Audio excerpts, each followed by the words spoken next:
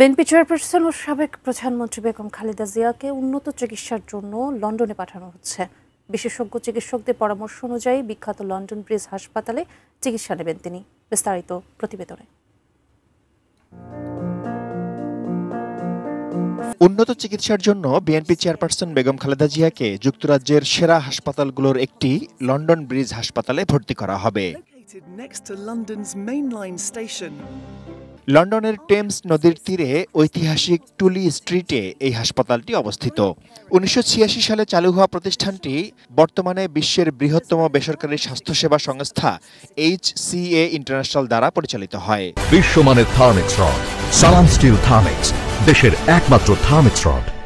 Offering the latest technology combined with the finest facilities. London Bridge হাসপাতালটি জটিল রোগের চিকিৎসায় আন্তর্জাতিকভাবে খ্যাতিসম্পন্ন। Cardiology, cancer care, orthopaedics, gastroenterology and liver, pancreas ও বিলিয়ারি সার্জারির মতো বিশেষায়িত চিকিৎসায় নেতৃস্থানীয় ভূমিকা পালন করে। এছাড়া কিডনি ও লিভার প্রতিস্থাপন এবং স্টেম সেল চিকিৎসায় অনন্য। And immunotherapy services, robotic surgical system. সর্বোচ্চ আধুনিক সুযোগ সুবিধা সমৃদ্ধ লন্ডন ব্রিজ হাসপাতালটি রোগীদের উচ্চমানের সেবা প্রদানের জন্য সুপরিচিত। কেয়ার কোয়ালিটি কমিশন দ্বারা আউটস্ট্যান্ডিং রেটিং পেয়েছে, যা হাসপাতালটির সেবার মানকে নির্দেশ করে।